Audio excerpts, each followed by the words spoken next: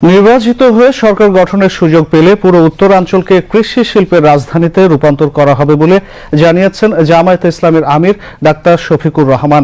তিনি আজ নওগাঁ ও চাঁপাইনবাবগঞ্জে পৃথক দুটি নির্বাচনী জনসভায় প্রধান অতিথির বক্তব্যে এ কথা বলেন। তিনি বলেন, একটি দুর্নীতিমুক্ত সমাজ গঠন, আইনের শাসন প্রতিষ্ঠা, ন্যায় বিচার ও ইনসাফ ভিত্তিক রাষ্ট্র গঠনই জামায়াতের মূল অঙ্গীকার। শরীফুল ইসলামের রিপোর্ট।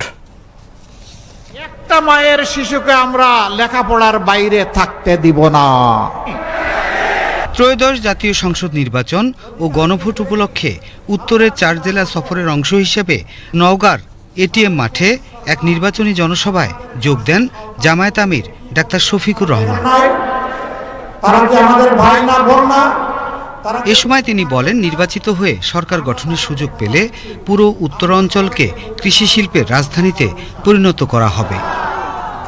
আমরা সকলের নিরাপত্তা এবং অধিকার নিশ্চিত করব ইনশাআল্লাহ।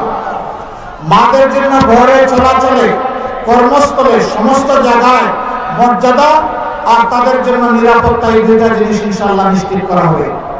কোন জালিম সাহস করবে না নারী জাতির কারো দিকে চোখ তুলে তাকানো হবে। সেই পরিবেশ বাংলাদেশে ইনশাআল্লাহ তৈরি করা হবে। তিনি বলেন, একটি কল্যাণমুখী রাষ্ট্র বিনির্মাণে নারী পুরুষ সহ সবার সম অধিকার নিশ্চিত করা হবে। মানুষকে বোঝার চেষ্টা করে, মানুষ কি ভাবছে কান পেতে শুনে।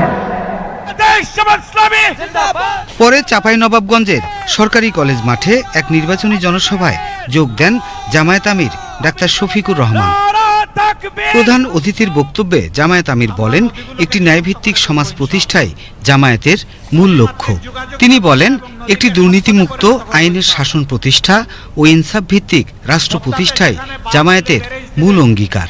এই আমের রাজধানীতে আম সংরক্ষণ করার মতো কোনো হিমাগার বা সংরক্ষণগার নাই। ইনশাআল্লাহ আমরা ঘোষণা দিয়েছি, পুরো উত্তরবঙ্গকে আমরা কৃষি শিল্পের রাজধানীতে পরিণত করব। যেখানে বিশ্ববিদ্যালয় দরকার সেখানে বিশ্ববিদ্যালয় হবে, যেখানে সংরক্ষণগার দরকার সেখানে হবে, যেখানে পরীক্ষাগার দরকার, গবেষণাগার দরকার সেখানে গবেষণাগার গড়ে তোলা হবে। আম এবং লিচুর প্রসেসিং করে সারা বছর খাওয়ানোর ব্যবস্থা করা হবে, বিশ্বেও রপ্তানি হবে ইনশাআল্লাহ। এইভাবে বাংলাদেশে এবং বিশ্বে আমরা চাপাইকে পৌঁছে দিতে চাই। এ সময় সমাবেশে অংশ নেয়া সর্বস্তরের মানুষের অকুণ্ঠ সমর্থন ও দোয়া প্রত্যাশা করেন জামায়াত আমির। আপনাদের যত ন্যায্য পাওনা আছে সবগুলা ইনশাআল্লাহ আপনাদের সাথে আলোচনা করে আপনাদের হাতে পৌঁছে দেওয়া হবে। Shariful Islam, BTV news, Dhaka.